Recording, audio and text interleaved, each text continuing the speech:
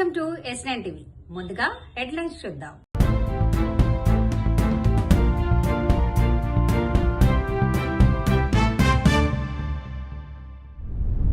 సాయికృష్ణ ఘటనకు జనసేనకు సంబంధం లేదు. 24,000 రూపాయలు దిగుబడే అవకాశం. విజయవాడలో సాయికృష్ణ లాకప్ డెత్ ప్రభుత్వ హత్యే. మాజీ ప్రధాని పివి నరసింహారావు గారి జీవితాన్ని విద్యార్థులు స్ఫూర్తిగా తీసుకోవాలి. అందరికీ నమస్కారం. గత కొన్ని రోజులుగా విజయవాడలో జరుగుతున్నటువంటి సంఘటన మీ అందరికీ తెలుసు. అది ఎటువంటి సంబంధం లేని పార్టీకి నాకు కావాలని కొంతమంది బురద చల్లుతూ ఉన్నారు. నేను కొన్ని రోజుల క్రితం 20 days బ్యాక్ నాకు ఈ విషయం తెలిసింది. తూర్పు నియోజకవర్గ ఇన్ఛార్జిగా నాకు వాళ్ళు ఎంతో ముళ్ళపూడి ఫ్యామిలీ నాకు ఎంతో సాన్నిధ్యంగా ఉంటూ 25 సంవత్సరాలుగా నాకున్న పరిచయానికి నా వ్యక్తిగతంగా నేను వెళ్ళి వాళ్ళ పరామర్శించి అక్కడ ఏం జరిగిందో తెలుసుకోవడానికి వెళ్ళటం జరిగింది. అక్కడ వాళ్ళు నాకు వివరంగా కొంత విషయాన్ని చెప్పటం, దాని తర్వాత పోలీసు వారితో నేను మాట్లాడటం, పోలీసు వారేమో అరెస్ట్ వారెంట్ ఉంది, ఆ వ్యక్తి దొరకట్లేదు, మాకు సంబంధం లేదని వాళ్ళు మాట్లాడటం, లేదు ఉన్నారు కంపల్సరీ లాకప్లోనే ఉన్నాడు వాళ్ళు బయట పెట్టలేదని వీళ్ళు మాట్లాడటం, ఏదైనా చట్టరీత్యా చర్యలు తీసుకుంటామని వాళ్ళు చెప్పటం, దాన్నే ప్రొసీడ్ అవ్వండి అని చెప్పి మేము మాట్లాడటం జరిగింది. అంతేగాని వ్యక్తిగతంగా ఏదో పోలీసు వారిని వెనకేసుకొచ్చి వాళ్ళ వైపున మేము మాట్లాడింది కానీ ఏమీ లేదు. ఎటువంటి ఇది సెటిల్మెంట్ కానీ ఎటువంటి ఫైనాన్షియల్ ట్రాన్సాక్షన్ కానీ మాట్లాడటం అయితే జరగలేదు. దయచేసి అందరూ అర్థం చేసుకోండి. ఇది కావాలని వైసీపీ నిన్నటి వరకు నా పేరు చెప్పినటువంటి ఆ కుటుంబం ఈరోజు కావాలని వైసీపీ నాయకులు జనసేనని పార్టీని ఆపాదించడం కోసం కావాలని అంబటి రాంబాబు గారు దగ్గరుండి మా పేర్లు చెప్పడం జరిగింది. దయచేసి మీరు అందరూ అర్థం చేసుకోండి. బాధ్యతల తరపునే జనసేన పార్టీ కానీ మేము కానీ నిలబడతాం. ఆ తల్లికి న్యాయం చేయాలనే ఉద్దేశం తప్ప మాకు ఎటువంటి ఆలోచన లేదు. ఈ రోజు కూడా తన బిడ్డ తనకు దొరకాలని మనస్ఫూర్తిగా దేవుని ప్రార్థిస్తా ఉన్నాం. అదేవిధంగా వాళ్ళకు కుటుంబానికి ఏ అవసరం వచ్చినా ఇప్పుడు ఏదైతే ముఖ్యమంత్రి గారు ఉప ముఖ్యమంత్రి గారు డీజీపీ గారు చెప్పారో అక్కడ ఉన్న ఆఫీసర్ను కానీ సస్పెండ్ చేయటం, అదేవిధంగా ఒక ఎంక్వైరీ చేయటం, చట్టం తన పని తాను చేసుకునే విధంగా ఈరోజు కూటమి ప్రభుత్వం తీసుకున్న చర్యలు మీరు అందరూ చూస్తా ఉన్నారు. దయచేసి ఇది రాజకీయం చేయవాకండి. రాజకీయాలకు సంబంధం లేదు. ఆ వ్యక్తులు ఆ తల్లి బాధ చూడలేక మేము ఇంటికెళ్ళి పరామర్శించిన మాట వాస్తవం, అంతకు తప్ప దీంట్లో ఏ విషయం జరగలేదు. ఏదైనా బాధ్యతల తరపునే మేము నిలబడతామని మేము ఈ మీడియా ముఖంగా తెలియజేస్తా ఉన్నాం. ఇప్పుడు ప్రభుత్వం పేర్కొని ఏదైతే కొత్తగా 7 రకాలు గుర్తిస్తున్నామని చెప్పని అంటుందో 7 రకాలు ఏదైతుందో కేవలం 20 క్వింటల్ మాత్రమే సరాసరి వచ్చే అవకాశం ఉన్నది. ఎందుకు? దానికి చీడ పురుగు ఆశించేటువంటి అవకాశం ఎక్కువ ఉంది. దానికి ఈ పెస్టిసైడ్స్ ఎక్కువగా వాడాల్సి వస్తుంది. దీర్ఘకాల పంట ఇవన్నీ కూడా మనం పరిగణలో తీసుకోవాలి. అంటే 20కి 30 వ్యత్యాసం అయితే 10 క్వింటల్లే. ది అదర్ వెరైటీస్ అర్లియర్ పబ్లిష్డే 33 రకాలు ఏవైతే ఉన్నాయో 7 రకాలు పోతే మిగతా రకాలు ఉన్నాయి కదనే. ఆ 26 రకాలు ఉన్నాయి కదా, ఇంక 26 రకాలు అవి దాదాపు 30 క్వింటల్ వస్తాయి. 30 క్వింటల్కి 20 క్వింటల్ మధ్య వ్యత్యాసం 10 క్వింటల్. 10 క్వింటల్ అంటే ప్రభుత్వం మద్దతు ధర మనం లెక్కకు తీసుకుంటే 2,470 రూపాయలు ఎంత ఉన్నది. ఇప్పుడు 2,470 రూపాయలు అని చెప్పంటే ఇంటూ 10 24,700 రూపాయలు. 24,700 రూపాయల విలువ గల దిగుబడి తగ్గే అవకాశం ఉంది. అంటే మీరు రైతుకు మేలు ఏది లాభసాటి చెప్తున్నారా, లేక మీ బాధ్యత తప్పించుకోవడానికి ఇలా ప్రభుత్వం ప్రొక్యూర్మెంట్ బాధ్యత తప్పించుకోవడానికి కొరకు అంటున్నాను. ధాన్యం సేకరణ బాధ్యత తప్పించుకోవటానికి కొరకు వీళ్ళ మార్కెట్ డిమాండ్ వరి ధాన్యాన్ని మాత్రమే సాగు చేయండి అని చెప్పంటే వీళ్ళ ప్రభుత్వం దాన్ని సేకరించే బాధ్యత లేకుండా మార్కెట్లోనే మీరు అమ్ముకోవచ్చు. మీదే అది ఏదైతుందో మార్కెట్ డిమాండ్ ఎట్టుంటుందో మేము చెప్పలేం. మరి ప్రభుత్వం దాన్ని సేకరించాలని చెప్పంటే ప్రభుత్వం మీద బాధ్యత పడుతుంది. చెప్పు నువ్వు లాకప్ డెత్ కేసు ఏంటి? మా పార్టీ స్టాండ్ కంటే ముఖ్యం నా స్టాండ్ చెప్తాను. ఎందుకంటే నేను ఒక మానవత్వంతో ఉన్న మనిషిని. దాంతోపాటు నేను వైసీపీ పార్టీని మానవత్వం మనిషిగా ఒకటి ఎత్తు జరిగినప్పుడు మనం ఏం చేస్తాం? నాన్ డాక్టర్ ఏం చేస్తుంది? అది మామూలు న్యాచురల్ డెత్ అయితే మామూలుగా న్యాచురల్ డెత్. అదే సస్పెన్స్ డెత్ అయితే 302 పెడతారు, లేకపోతే 307 పెడతారు. సెక్షన్ పెట్టి రిజిస్టర్ చేసి అప్పుడు దాని మీద చర్యలకు వెళ్తారు. ఏదండి చర్య?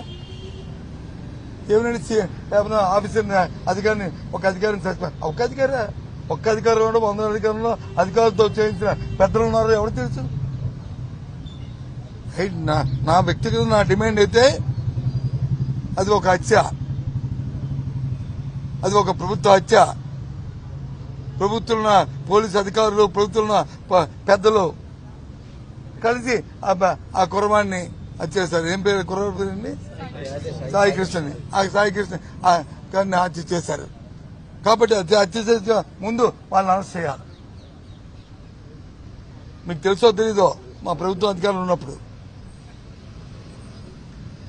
కర్నూలులో నంద్యాలలో అప్పుడు కర్నూలు ఉమ్మడి జిల్లా నంద్యాలలో ఒక ఆటో డ్రైవర్ వచ్చి వాడు ఏదో చేశాడు, దాంతో నుంచే ఒక వైఫ్ అండ్ హస్బెండ్ వచ్చి సూసైడ్ చేసుకుని ఆ ఆటో డ్రైవర్ ఇద్దరును వాళ్ళు చేశారని పోలీసు వచ్చి హింసిస్తే వాళ్ళు వెళ్ళి వాళ్ళు ఆత్మహత్య చేసుకున్నారు. చేసుకోవాలని మేమేమి ఆ ఆఫీసర్ని సస్పెండ్ చేయలే, అరెస్ట్ చేస్తాం. వాళ్ళు సూసైడ్ చేసుకుని ఎందుకు? దానికి ప్రేరేపించిన వ్యక్తి ఆయన. వాళ్ళని కొట్టి తిట్టి వాళ్ళు అవమానపరిచి వాళ్ళని న్యూసెన్స్ చేసి వాళ్ళ జీవితాలు ఇచ్చేసిన దానికి అసలు లేదే. పోలీస్ అంటే ఏంటి? మా చుట్టం, ఈ చట్టం అంటే మా చుట్టంలాగా ఉంది తప్ప చట్టం దాని పని చేసుకెళ్తారు. అందుకు నా స్టాండ్ అది. ఈ హత్య మీద హత్య చేసిన వాళ్ళందరినీ ఇవన్నీ బయటికి రావాలంటే దీనికి థర్డ్ పార్టీ ఎంక్వైరీ జరగాలి. ఈ పోలీసుతో ఆంధ్ర పోలీసుతో లాభం లే. కాబట్టి దీనికి సిబిఐ ఎంక్వైరీ చేయమండి. ముందు దాన్ని మర్డర్ కేసు కింద కన్వర్ట్ చేయమండి. ఆ మర్డర్ కేసులో ఇన్వాల్వ్మెంట్ అరెస్ట్ చేయమండి. అధికారులని అనధికారులు ఎవరు ఇన్వాల్వ్ దాన్ని ఆ తర్వాత సిబిఐ ఎంక్వైరీ చేయమండి. అప్పుడు నిజాలు తెలుస్తాయి. ప్రజలకు నమ్మకం వస్తుంది. ప్రభుత్వం మీద, వ్యవస్థ మీద, డిపార్ట్మెంట్ మీద ఒక నమ్మకం వస్తుంది. ఇవాళ నమ్మకం లేదే. ఇవాళ అది తల్లి. ఓకేనా?